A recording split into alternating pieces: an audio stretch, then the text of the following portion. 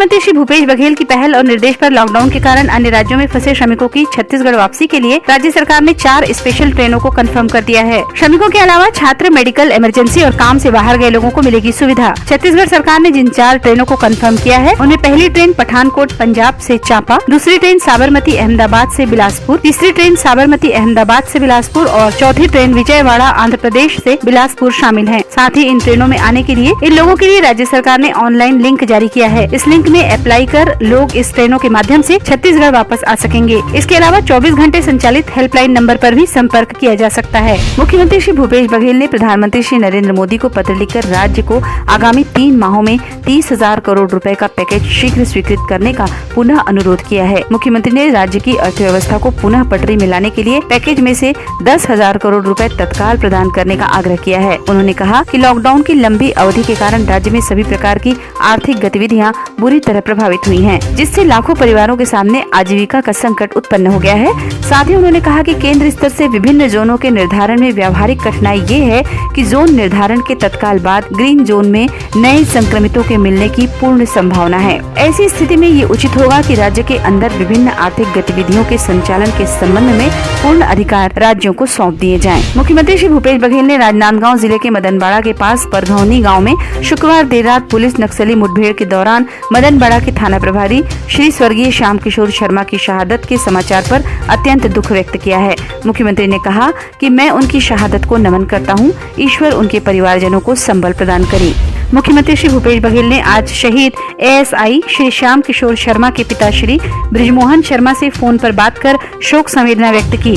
मुख्यमंत्री ने कहा कि इस दुख की घड़ी में सरकार आपके परिवार के साथ है। सरकार के द्वारा आपके परिवार का पूरा ख्याल रखा जाएगा। साथ ही श्री बघेल ने कहा कि शहीद परिवार के एक सदस्य को सरकारी नौकरी भी दी जाएगी।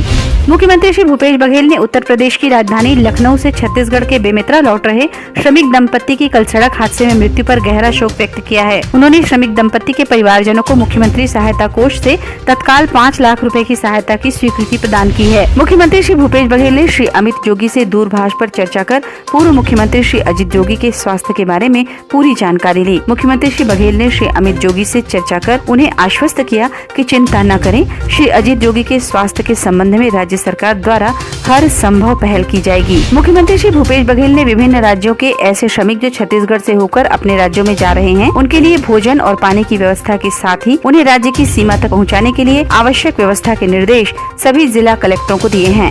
मुख्यमंत्री श्री बघेल के निर्देश पर त्वरित पहल करते हुए रायपुर जिला कलेक्टर द्वारा रायपुर में श्रमिकों के लिए भोजन, पानी सहित आवश्यक व्यवस्था शुरू कर दी गई है। मुख्यमंत्री श्री भूपेश बघेल ने कहा है कि वीरता, साहस और पराक्रम की प्रतिमूर्ति महाराणा प्रताप जी की जयंती पर हार्दिक शुभकामनाएं। मुख्यमंत्री ने कहा कि अपनी मातृभूमि के लिए स्वाभिमान पर आंच न आने देने के लिए उनके जैसा त्याग और बलिदान हम सबको प्रेरित करता है। आज मानवता पर आए संकट के समय उनका संघर्ष हमें संबल देता है। मुख्यमंत्री श्री भूपेश बघेल की मांग के अनुरूप छत्तीसगढ़ राज्य सहकारी दुग्ध महासंघ ने लॉकडाउन के दौरान भी राज्य के दुग्ध उत्पादक किसानों के हितों को ध्यान में रखते हुए न सिर्फ उनके द्वारा उत्पादित दूध का संकलन किया, बल्कि दूध से खरीदी की एवज में महासंघ ने इस अवधि में 10 करोड़ रुपए से अधिक का भुगतान भी दुग्ध उत्पादक किसानों को किया है। साथ ही दूध और दुग्ध पदार्थों की बिक्री में 50% की कमी के बावजूद भी महासंघ रख रहा है दुग्ध उत्पादक किसानों के हितों का ख्याल और राज्य में प्रतिदिन 95,000 लीटर दूध का संकलन जारी। छत्तीसगढ़ शासन स्वास्थ्य एवं परिवार कल्याण विभाग द्वारा जारी बुलेटिन के अनुसार आज 9 मई को छत्तीसगढ़ में कोविड-19 की स्थिति।